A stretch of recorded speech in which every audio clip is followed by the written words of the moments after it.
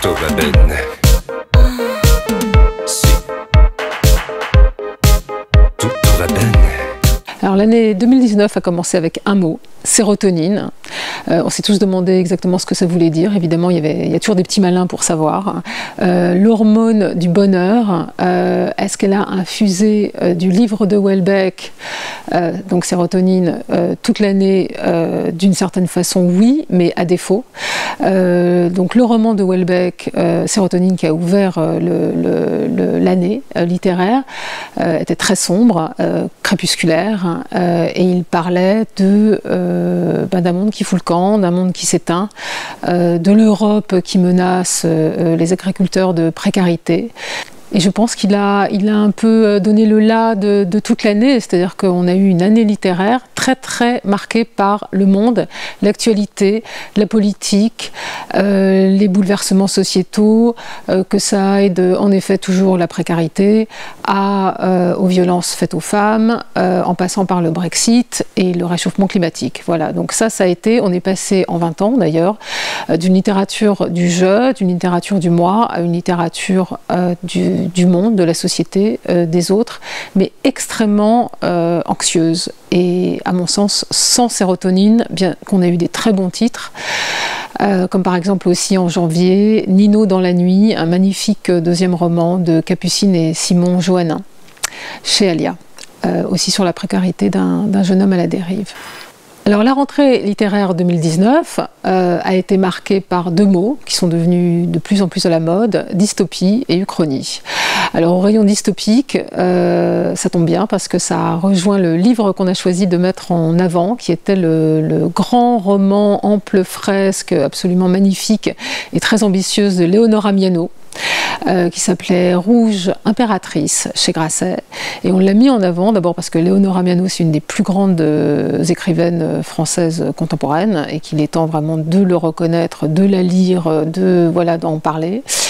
Et Rouge Impératrice imaginait un futur qui réglerait au fond les problèmes identitaires, les problèmes de racisme, les problèmes de l'extrême droite en France, en montrant une Afrique unifiée et ultra puissante qui, à contrario, serait la terre où les Occidentaux demanderaient l'asile et auraient besoin de s'exiler en Afrique.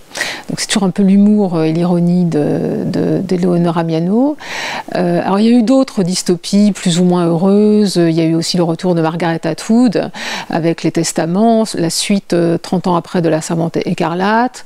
Et puis au rayon uchronie, il y en a eu plusieurs aussi. Il y a eu Civilisation de Laurent Binet, qui là n'était pas dans nos livres favoris.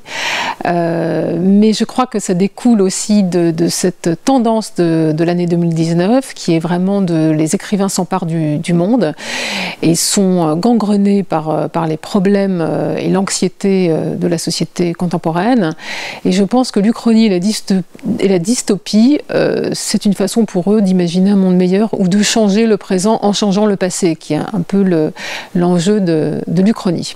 On a été en baisse de sérotonine en 2019, ça a été lors d'un grand moment de tristesse qui a été de perdre Toni Morrison, voilà, prix Nobel de littérature en 92 pour Beloved, immense écrivaine afro-américaine.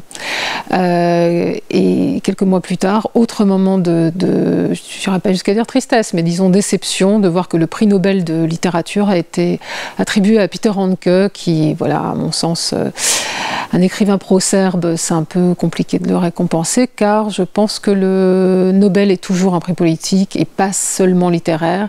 Sinon, par exemple, Annie Ernaux en France l'aurait mérité. Autre grande tristesse, c'est de savoir que l'écrivain turc Ahmet Altan est toujours emprisonné en Turquie. Arrêté après le putsch contre Erdogan, suspecté de manœuvrer, de comploter contre Erdogan. Il fait partie de ces intellectuels et écrivains qui sont toujours emprisonnés. Il a été de façon très perversement remis en liberté quelques jours et à nouveau arrêté en novembre et à nouveau jeté en prison. Il publiait à lire absolument en octobre ses carnets de guerre. Je ne reverrai plus le monde, chez Actes Sud. Voilà, donc une pensée pour un écrivain en prison en 2019. Tutto va bene. Tutto va bene. quando facciamo l'amore.